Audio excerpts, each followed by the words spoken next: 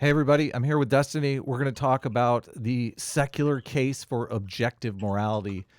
And I have laid out my argument here.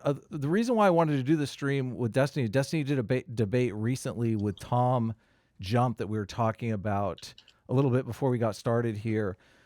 Tom Jump took the affirmative position in favor of objective morality. Destiny took the negative position. And just to be clear, Destiny, is your position in favor of subjective morality, or just you don't think morality can be objective?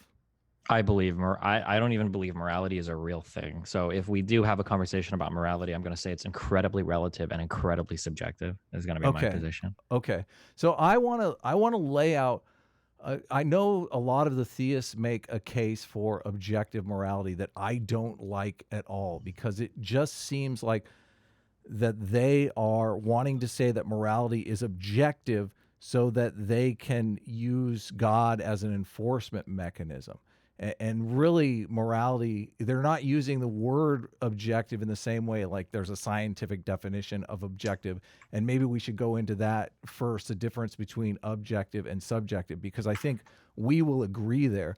I think the theists basically are making a case for something I would call more like aspirational morality. Like they're basically saying that there's a best case way to order society, to set up a list of rules for society that is would be the best way to do it, and that they are calling objective, but I would say it's more aspirational. So they're saying that this way is out there and we're searching for it. Now, normally the moral subjectivists will look around the world and say, okay, there are all these different societies with all these different moral frameworks, so therefore morality must be subjective. But I want to make the case that there is somewhat of an aspirational morality out there, but it is limited by a set of rules that we can define. So are you following me, or do you want to Yeah, I'm throw following. anything out there? So do you Oh. so on a objective and subjective, how are you defining objective and subjective?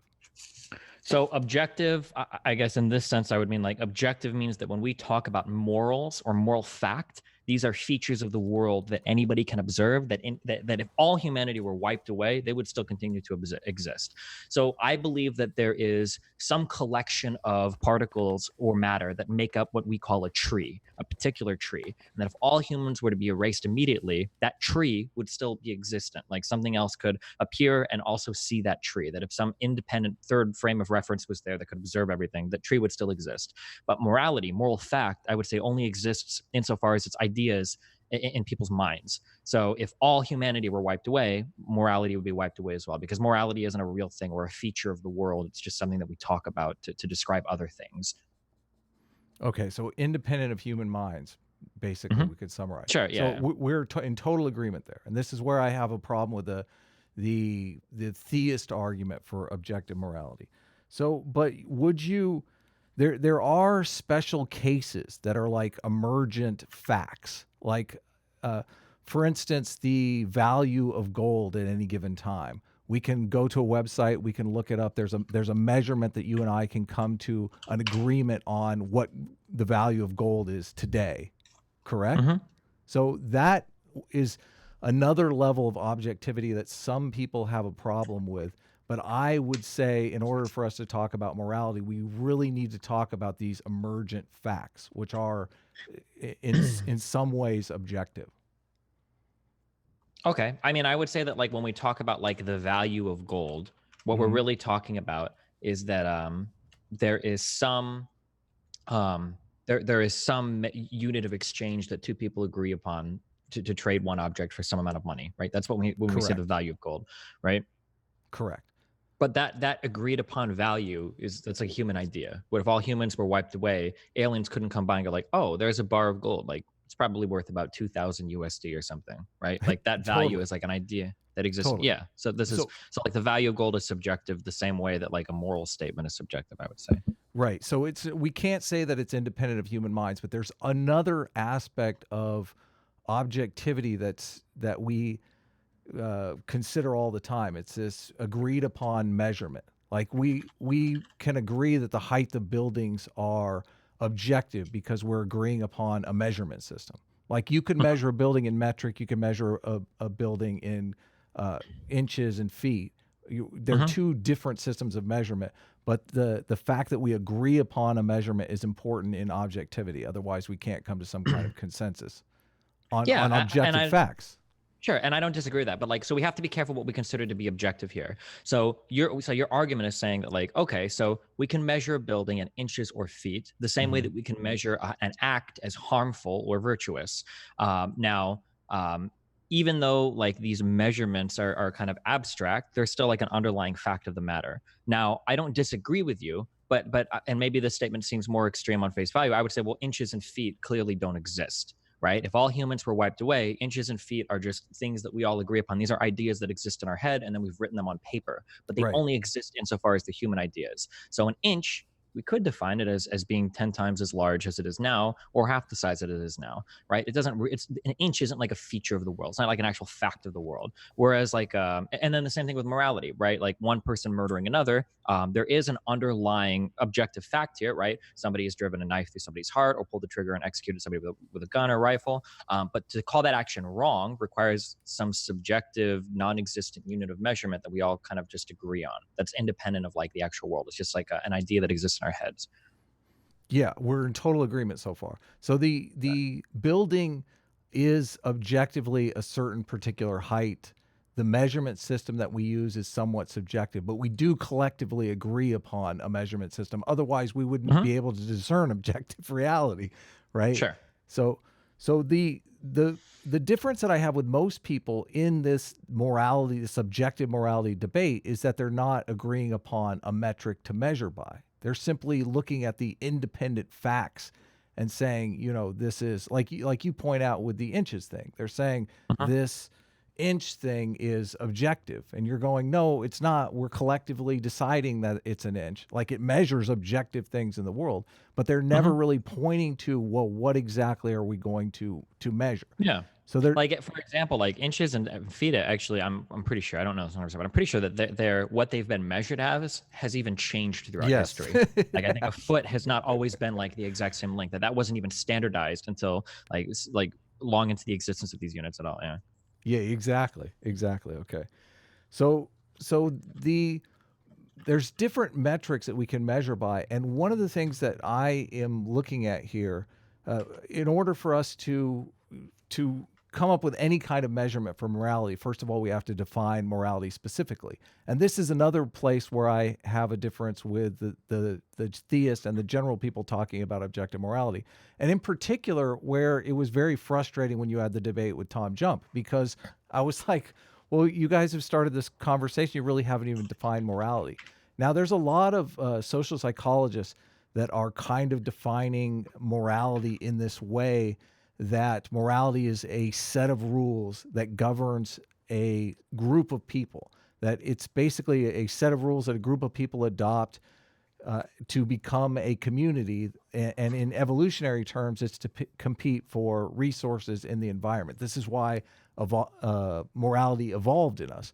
Do you believe in evolution, obviously, correct? I do. I hesitate to use. So this is called a just so story. So basically, we make some observations about given facts of human behavior. Men tend to be larger than women. We tend to organize in hierarchies, right? And then we say, well, because this happened, I think that we organize this way because of these reasons. The why there is very difficult to defend, and oftentimes just completely whatever. So I mean, I don't broadly, I would probably kind of agree, but I would be careful. I would caution against thinking like just because we observe some given trait in humanity doesn't necessarily mean that we evolved for some given purpose, or that something like happened this way because of another thing. Like it's entirely possible that certain behaviors we have. So for instance, I think female women are some of the only creatures that have pleasure during sex. Like generally it's not pleasure for men. That could have just been a byproduct. That might not have been selected for. That could just be a byproduct with some other feature that evolved. Or it could have been, it's really, really hard to know the case. But I just wanted to be clear on that. I completely agree with you. Just so stories aside, and we definitely have to be careful of just so stories. But you do buy into the fact that we as human beings evolved and that our behaviors evolved as as through the process of natural selection, right? Obviously, Yeah, I mean, I think I believe in that. That seems to be like the leading scientific theory right now. So yeah, I don't have anything better to believe. Yeah. yeah, there's some dissent over how exactly morality evolved. And this is where like you're right in bringing up the just so stories. There's different competing theories. I'm a fan of Jonathan Haidt, who has put forward moral foundations theory, which basically attempts to catalog all of our moral intuitions. And it was funny that you had the debate with Tom Jump, and Tom Jump was talking about this morality. He's saying morality is basically about human freedom, but human freedom is really only one aspect of morality. There's all these other aspects of morality. And Jonathan Haidt has kind of narrowed it down to about 6 moral foundations and tried to base all of those moral foundations on huge bodies of study. Like one of them is the Care Harm Foundation, which is based on attachment theory, which was developed by John Bowlby. Like there's been decades of research on it. So I am conscious of the fact that you're talking about the just so story things, but there has been plenty of empirical study here. And empirical study is that's how we get towards something objective. So True, but be careful. Like an object, there is no study that can show us that like we evolved a given trait for a particular purpose. Like that's really, really, really hard to actually say like, oh, well, we did. Like you could do this, but it would require an immense amount of archaeological evidence, most of which has probably been destroyed, an immense amount of like sociological an anthropologic understanding of like how a society existed and lived at some given point in time, and then to be able to trace this like longitudinally throughout generations of like human existence. Like it's so hard to make like that causal statement, like we evolved this feature for this thing. Like that's really hard. So like here's an example, right? Like why do we swallow air or I swallow air? Why do we swallow food and inhale air through like the same pipe, like in our throat? You know, like that like we can obviously choke to death. You know, it seems like a pretty bad design. And you know, so people say like, well, it's energy efficient to have like one pathway for everything. It doesn't make sense to evolve these things separately. So it's easy to say like, well, we evolved our throat that way because it saves energy. But that might not be true. Having a dual system might actually end up being more energy efficient. Maybe it's just the precursor species to us had one throat for a totally different reason, right? That's the only reason I'm trying to be like really careful here, is because it's really easy to jump off from this, like we evolved this thing for this reason 100%, to go right into biological prescriptivism. Since we have this feature and we evolved it for this reason, this must be some true thing. That's the only people tend to make like biological observations and they want to jump right into moral prescriptions from there. So they'll say something like, men tend to be larger than women. Men ought to be the protectors of women. It's like, whoa, well, hold on, right? Or because they'll also have like the just so story where like men are bigger than women and therefore they ought to be the protectors of women because we evolved for men to be the protectors of women. Like, well, that might not necessarily be true, right? Maybe androgen makes us stronger, but maybe there was some other reason why androgen in men and being androgen sensitive was selected for a long time ago that made it advantageous for us to split in that way. Maybe being stronger wasn't a reason, right? It's just, yeah, I'm really, really cautious against those just so stories. Like it's so easy to get lost like really far down a tunnel where you've convinced yourself of so much that is kind of all like on really shaky grounds. That's the only reason I'm like, I push back against those a lot. There's a lot of motivated reasoning that can get bought into that. And yeah, it's really scary. Okay. Sorry, Destiny, I'm very disappointed. You don't believe that men evolved to protect women? Come on. Yeah, I mean, it could be. That could be the case. I'm just saying like it's really hard to like make that statement. No, men evolved to keep them in the cave, man. not okay. To let them loose. Yeah. No, I totally agree with you, and we're on the same page here. And this is the reason why I'm not getting into specifics. I think when people get into specifics, then that's when the conversation sort of derails. Like I'm trying to build a case here that there is this thing that happened evolutionarily, like us building the ability to cooperate as human beings gave us a survival advantage over other species that couldn't cooperate, right? Because we could form larger and larger groups. Now, as soon as we started forming these groups, those groups became competitors against one another, and the larger group has a survival advantage over a smaller group. Do you disagree there? Larger groups, like in nature or today in history or? Well, just in general, like even if we go back to like tribal days, like if a group of Mhm. 100 men and a group of Mhm. 1,000 men, which one has the survival advantage? I I know don't you don't want know. to say you Like, saw the movie 300. You're like, I know the well, answer no, to like, this one. so like again, like, man, do you know what an alt-writer is? Yeah. Oh yeah, totally. Yeah. So I got down the race realism hole and I started to Well, read. I'm not doing race here. No, no, Not I know you're yeah, not. I'm just saying that independent of like race.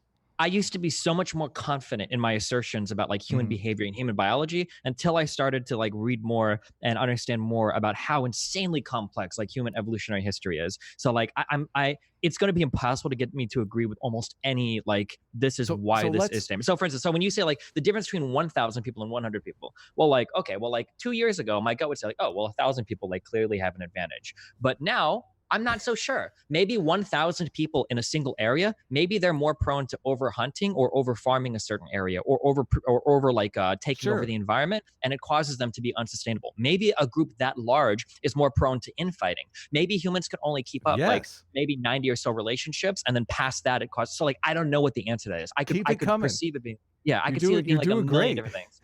Okay. But the measure, all the things that you're bringing up, right? Let's talk about the Mhm. movie 300, right? What is it? 300 men took down 10,000, right? Sure. Yeah. That's the movie 300, right? Well, What I think these they lost, two? but yeah. Yeah, they ultimately did lose. Uh-huh. Yeah. Spoiler alert. But the thing that the two groups are competing on is moral systems. Even the examples that you gave are moral systems. You were saying a group of people that has a more sustainable outlook on the world, has a system of behavior that is more sustainable to the environment, may outlast a larger group that has a less sustainable group. You talked about infighting. You said maybe infighting weakens a group. Okay, the morality is based on rules around things like infighting and resource allocation, that kind of thing. These are the moral system. So that's why I'm saying I mean, it could. So let's make sure that we're on the same page here. So if okay. we could say that evolution has one purpose, which I would say it does, what is the singular purpose of evolution or natural selection? Survival and reproduction. Yeah. Okay, close. It's actually it's only reproduction. The Right. only thing that evolution cares about is passing on genetic material. Whether you survive or We not is agree. whatever. Yes. If you can pass on genetic material at 5 years old, then it doesn't care if you live till 50 or 100. Or if you could have 100 babies and only half of them survive at 20, that's better than having every child Yes. survive at 85 or whatever, right? So if we understand that, right, it could be that we could hypothesize that a group of master rapist humans exist that are capable of flying and swooping down and raping like every woman like instantly and getting them pregnant. If this was the case, this would probably be like we could hypothesize that this genetic material would have a higher chance of being passed on than any other type of genetic material. Now, would we call that moral or morality because that's just the way that things evolved? Well, we wouldn't call it we wouldn't call it our morality. Definitely, this is two competing moral systems, and this exists in the real world. We don't have to hypothesize about these different creatures. There is a difference of opinion between the Mormons who practice polygamy, which exactly like you said, polygamy is about producing as many babies as possible, right? The men are going to take on multiple wives, and they're just gonna. Some of these polygamists have like 100 kids, right? That is a great way to grow your moral community very, very quickly. Now, whether or not polygamy has kinds of trade-offs, because a lot of people apostate from Mormonism because if you're a low status male in a society where they practice polygamy, there aren't enough women to go around, so the males end up leaving. So there are trade-offs, and that's all I'm getting at here is morality is a set of rules that binds a community into a collective group, and that group is competing for reproduction. Well, survival, reproduction. In order to make reproduction work, you have to admit there are certain ways to be more reproductively viable that involve marshaling resources, etc. So Yeah, it seems to be the case. But I'm yes. getting kind of confused because it seems like you've agreed with almost everything I've said so far. Yeah, you're making my argument. It's awesome. I love it. Okay, hold on, wait. Which one of us is supposed to be arguing for objective morality? Well, you're this. I guess you never really answered in the beginning. If you're in favor of secular, you believe morality is subjective.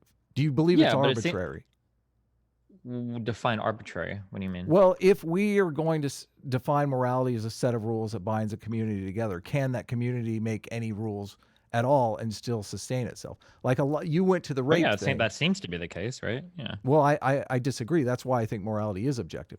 An example that I use, and this might make things clearer, is so airplanes are designed with certain features because they have to be, otherwise they're designed around the constraints of the environment, right? If you can't design an airplane arbitrarily and still say it will fly, correct? Sure. Yeah, so you can't design a moral system arbitrarily and still get the features that morality gives evolutionarily, which is binding people into a cooperative group that is sustainable over time. So if you perhaps introduce into your moral system some rule that is destabilizing to the system, that moral system will die out. And these moral systems have evolved over time through this evolutionary process. Sure. The groups of people that are sustaining them either die out or survive based on the viability of their moral system. I don't necessarily disagree with this, maybe, but like all of this points to morality being just an objective thing. Like I don't understand how we're. Wait, did I say objective or subjective? Objective. Yeah, I'm winning. Sorry. I said I'm winning. No, I said sorry. So all of this points to morality being like a subjective thing. Like there is no underlying fact of the matter. Like it seems like we don't disagree on any of these points. That morality is just whatever. It can just be something that helps people survive, but it's not like a fact of the world. Like it's not like a thing that actually exists. Like we can't point to it anywhere. We can't measure it. Like. Well, you can measure it because listen, if we're competing on, well, evolutionarily we've agreed that we're competing on putting out babies, right? So if you have but now we're like squarely in the realm of biological prescriptivism. We're saying that whatever is morally right is whatever furthers the existence of the human species. And I'm not saying that. I'm saying this is how evolution made us, and this is the goal of evolution, not necessarily the goal of us. And I agree with you. Yeah, but if it's the goal of evolution, does that make it right? Does that make it moral? No, not at all. Wait, so then what are you saying is moral? How do we figure out what's moral? What is your stance on polygamy? I'm neutral. I don't care. Okay, so you're neutral on polygamy. I would say that we should measure based on like any moral prescription should be measured on its societal effects. Yeah, so, but what societal effect are you controlling for? Like, what do you want to improve? Well, generally, people want to improve well-being. Well-being is obviously massively subjective. Yeah, exactly. Oh boy, are we on our way to the moral landscape? It feels like every one of these conversations. I'm curious because I couldn't stand that book. I'm curious your take on the moral landscape. I'm not a big Sam Harris fan. But Sam Harris is a moral realist, and sure. But aren't you a moral realist? Yeah, definitely. But it sounds like you're making like a similar argument. Like there's some vague concept of well-being that's never going to be defined, and then we're going to try to maximize said well-being. Well, I would measure on something specific like the suicide rate. Because we can't measure. So the best society is one society that doesn't have people commit suicide? Yeah, I would think that's a decent metric because if the society is so bad that people every single person that is about to commit suicide, is that a good society? No, obviously not. It's not about preventing suicide. There has to be something more. There's some other underlying hold on, value. I don't necessarily understand. Yeah. That's what do you mean? So like I don't understand what you're saying. You're saying you're going to kill people before they commit suicide? Yeah, there's something deeper. If that's not an acceptable thing, then suicide isn't what you care about. It's either preserving human life or having humans be happy or something. There has to be some deeper value than just not committing suicide. But in order for us to measure something, we have to agree upon an objective measurement, right? And I think you and I would both agree that we can measure how many people are checking out of the society via suicide every year. Like there's a suicide rate in Switzerland and there's a suicide rate in America. And those are objective measurements. I'm only using suicide rate as something that we could objectively measure. So if we conceptualize morality as a set of rules that govern society, and there's different levels of this. Obviously, they range from socially enforced rules to legally enforced rules. Like rules against murder and rape and those kind of things, obviously they're so important that the society codifies them into law. Smaller rules are usually enforced socially. So there are a wide range of rules. And I would even go as far as saying like the reason why the Americans system is so good is because we even have competing moral systems within our society. One of the great things about America is we aren't a theocracy. So our moral systems are constantly evolving in the same way that our legal systems are evolving. We have the laboratories of democracy, as they say in the States. Our religious systems in the United States are laboratories of religion or moral philosophy or whatever you want to call them, but they are constantly evolving as well. Like Mormons, yeah, but like my question is like what we're trying to get States. at is like, how do we figure out which moral system is correct? Yes, and this is why I feel morality can't be subjective, because it can't be simply arbitrary. Like you can't come up with a set of rules. So this is the whole argument. So I would argue there is no correct moral system, because what I'm going to do is I'm going to ask you, what is the correct moral system? And then you're going to say whichever one furthers humanity, or whichever one has most people being happy, or whichever one, or you're going to give me some answer like that. And then I'm going to ask you, okay, well, why do you choose to value that thing? Why do you value happiness over sadness? Or why do you value reproduction over preserving the planet? Or why do you value this over that? And eventually you're going to be forced to admit, well, okay, I mean, I don't know. It's just because that's what feels right, or that's what seems to be the case. And then I'm going to say, okay, so it's subjective. Like there is no objective foundation for any of these rules. Like I don't see how you can ever escape any part of that argument. Like that tree is like inescapable, I think. Or if you feel there's some part there that you disagree with that you can push back on, I'd be really interested to hear it. Well, the gold example that we started with is interesting, because the value of gold is actually determined objectively. Well, as human beings, we can all have subjective feelings about what gold is worth, right? Okay, but like when you say, we have to be very careful. Let me just finish making the point. Okay, go. So I can feel gold is not very valuable, right? You can feel gold is worth way more than people are charging for it. But we objectively measure gold by the value of the last exchange on this stock exchange. Now, once that trade takes place, then it becomes objective, because it's history. We've recorded it. We've said, this is what gold is trading at. So go ahead. So we have to be careful with the word objective here, because what we need to contextualize what our objectivity is measuring. So like, here's an objective statement, okay? Gohan in an anime called Dragon Ball Z is stronger than Krillin. That statement is objective. We can measure the actual power levels that are scouted out in that anime, and that is just objectively true. But that's on the layer of, we're talking within the fictional realm of Dragon Ball Z, which character is objectively stronger. That doesn't mean that it's an objective fact of the world that Gohan exists and Krillin exists, and Gohan is objectively stronger than Krillin. We're making like a normative comparison of these two things, but only under the understanding that these two things exist in a fictional world. So when you tell me like the value of gold is objective, kind of, it's objective in the sense that within our like subjective understanding of economics and trade, we have some value that we kind of agree that we can trade gold for. But that's not the same as saying that gold has an objective value independent of humanity in the real world, the same way that like the sun objectively exists, right? Like even though we're saying objective both times, we're kind of talking about different worlds or different contexts when we use the word objective here. Yeah, I agree. I completely agree.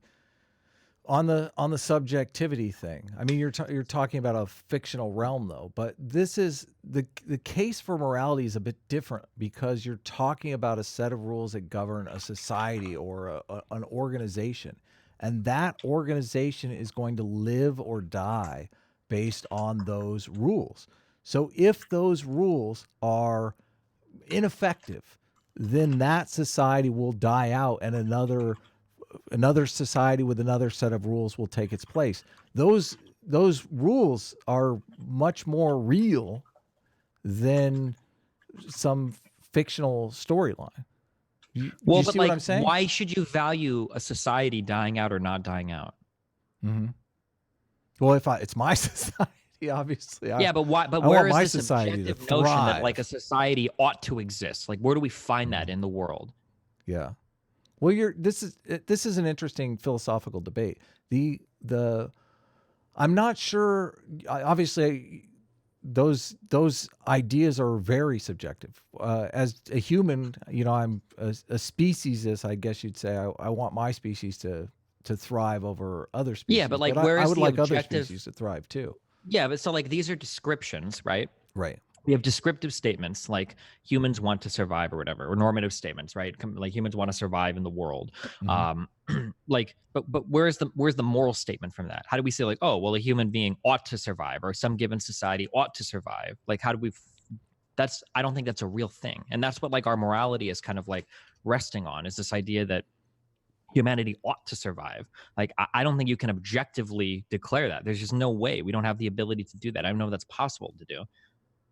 Once the and I've debated this point as well. So if you're arguing that morality is a set of rules that binds people into a cooperative group, and that group competes towards a goal, basically, there's a lot of scholarship on morality uniting people into a community, and that goal is somewhat sacred to that community. This is why different communities have sort of a blindness towards anything that might disrupt that goal.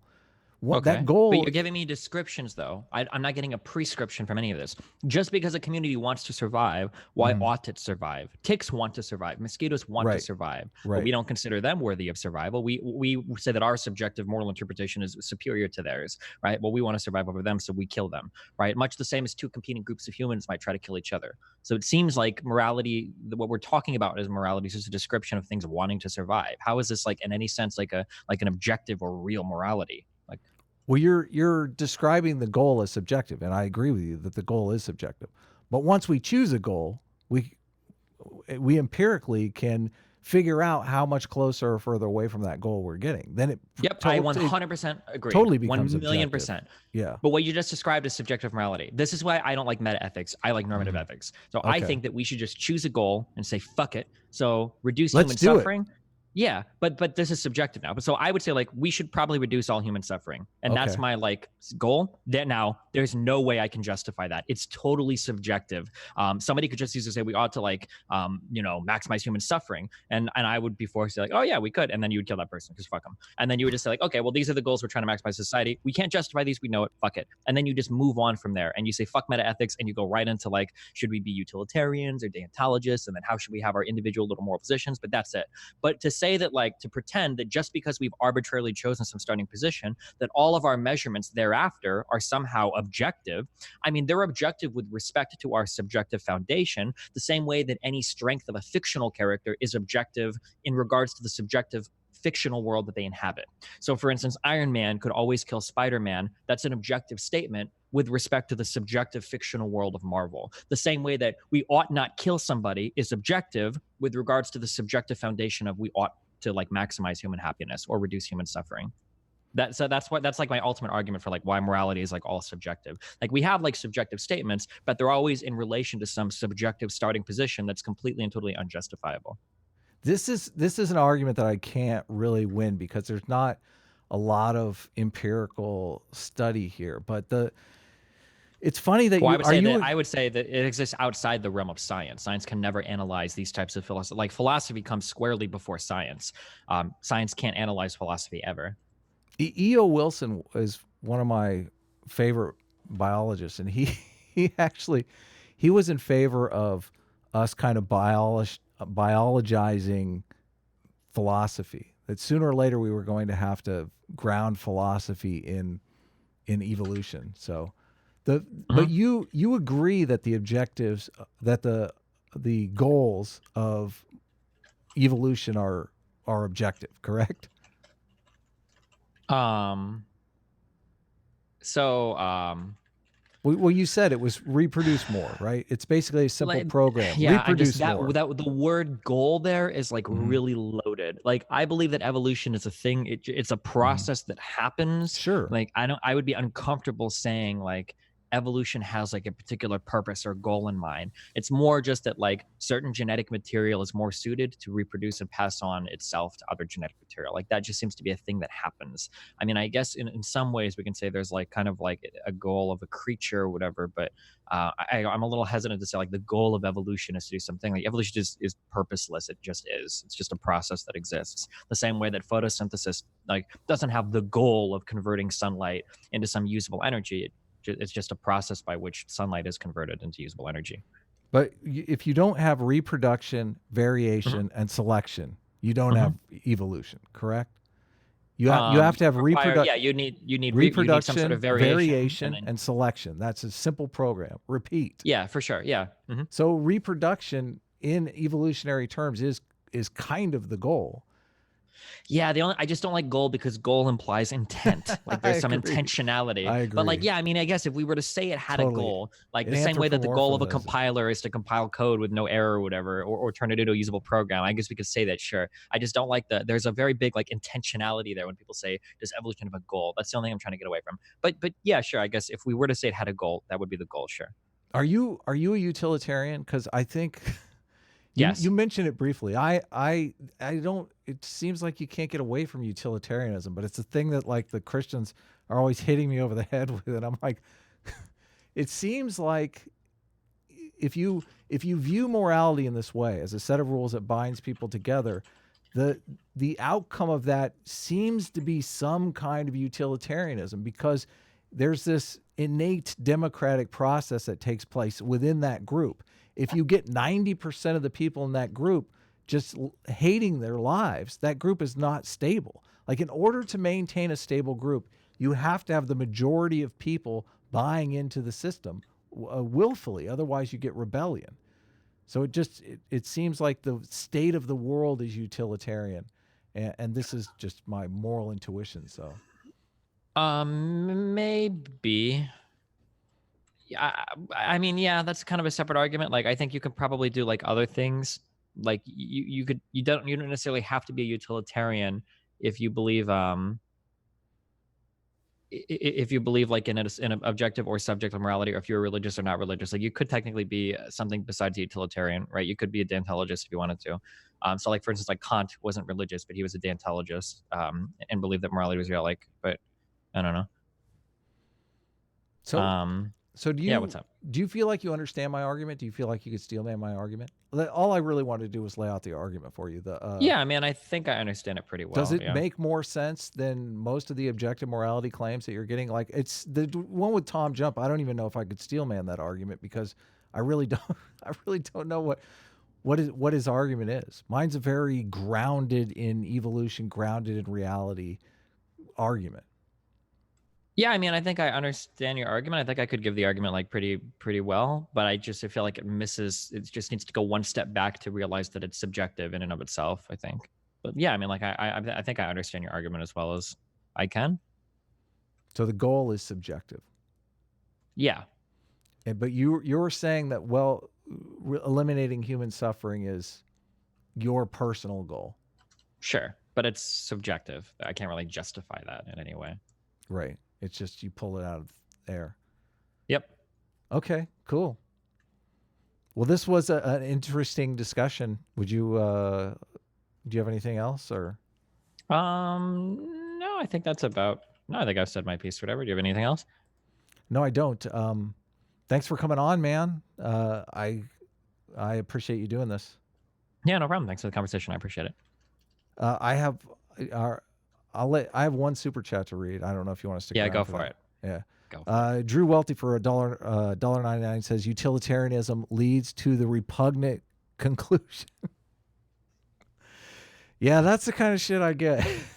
Wait, where it leads to the repugnant conclusion that what? Yeah, exactly. What is the repugnant conclusion? I think they all want to say that utilitarianism leads into genocide, because they can pull out these examples where it's like, okay, you walk into a doctor's office, mm-hmm. and isn't it better to cut out all of your organs and give them to like 10 people than to? I mean, that's an extreme case of utilitarianism. Any moral system is going to have problems like that. So obviously a moral system, you want to build rules that work around that. And like evolution is trial and error. So moral systems are in effect trial and error. Sure. Do you want to? Maybe we can talk a little bit about Jordan Peterson. The video that I originally, yeah, I got a smile out of you. Oh God.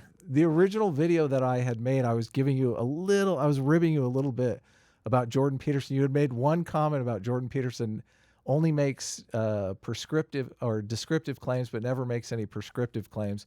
And I was like, Destiny, he wrote a book called 12 Rules for Life, which are he makes a lot of self-help prescriptive claims, but he won't do it about social issues that he talks about. So for instance, Jordan Peterson will come on and say like, women cause a lot of trouble in the workplace. We don't know what we're going to do with them. And there's a ton of issues that they cause, but he won't actually say like, because it leads you to believe like, well, should women be removed from the workplace? Or like, what's your suggestion there? But then he never gives any at the end. And then it seems like his fan base kind of runs with that sometimes. And then makes a bunch of like damaging or harmful prescriptive statements. What is your opinion on enforced monogamy, Destiny? Is enforced monogamy a good thing? Probably not. I mean, it might be. I don't know. I don't know enough about it. I haven't seen it like played out in the society, but that's awesome. That's awesome. Yeah, the enforced monogamy would be a moral prescription, right? That would be a part of your moral system. The whole idea. Well, any type of like policy is necessarily like a moral thing because you're telling people to do something. So when we have a policy, like policy is a prescription, which is like a moral ought, like you ought to do this thing generally. Yeah, you're way ahead of most people because most people I say that to, and they don't even realize that laws are moral statements. We don't make laws because laws are morality. You're basically saying, yeah, this is such an important rule that we're going to objectify it by writing it in a book, right? Mm-hmm. So if your moral system, and this is one of the problems that I have with moral subjectivists, is because they always want to jump to that rape argument. They want to say, well, if you're basing your morality on evolution, then wouldn't the best system be just for everybody to be a bunch of rapists? And that system would break down pretty quickly and be overrun by people who had a more cohesive moral system. I mean, nations in many ways are competing on their moral systems. Authoritarian regimes have a moral system that we find detestable in the West, and it lacks innovation. This was the argument that I was making with Vosh in our debate, is that if you have an authoritarian regime that stifles innovation, that system is constantly going to be outcompeted by a system that has free people that are free to innovate. Like right now, China is stealing our innovation because they have an authoritarian system that doesn't have creative destruction. So, yeah. I mean, I don't disagree. I mean, I generally fall in line with like liberal principles of like freedom and everything. Although it's possible that China's system might be superior. I guess we'll see. Like right now, our system is not doing too hot. So, yeah. What are some of your critiques of our system? We're too top heavy right now. I think capital is favored too much in society. Capital gives you a lot of power. Labor is getting pretty fucked right now, and the people at the top are doing too well considering how fucked the people at the bottom are. I think. Yeah, income inequality is something that bugs me too. Are you in favor of UBI? Possibly. Yeah. I would have to see like how it plays out or what the costs are for UBI, so I'm not sure. Everybody sends me this study that they did in Finland where they took 2,000 unemployed people between the ages of 25 and 53, I think. And they actually say in the study that they in no way means tested. And I was like, are you kidding me? You means tested when you picked 2,000 unemployed people. Like, I've had a job since I was 16. What kind of 25-year-old doesn't have a job? So they give money basically to the least productive members of society, and then those people don't produce anything, and they wonder why. So the idea behind UPI is you give money to people who are productive people of society that are just basically the working poor without resources. I mean, you buy into the fact that it takes money to make money, right? Yeah, of course. I don't know if the goal of UBI is to only give money to people that are already working. Like, I think UBI is supposed to be a bit more general than that. Oh no, yeah, it gives it to everyone. Yeah. So you inadvertently give money to the most productive people in society because you don't necessarily know who those people are going to be. Sure. Yeah. So I'll go ahead. You've been very generous with your time, Destiny. I'll let you go. Do you have any final thoughts or? No, not really. I appreciate the conversation. Take care, man. Yeah, thanks a lot. Hey, thanks everyone, and we will see you in the next video.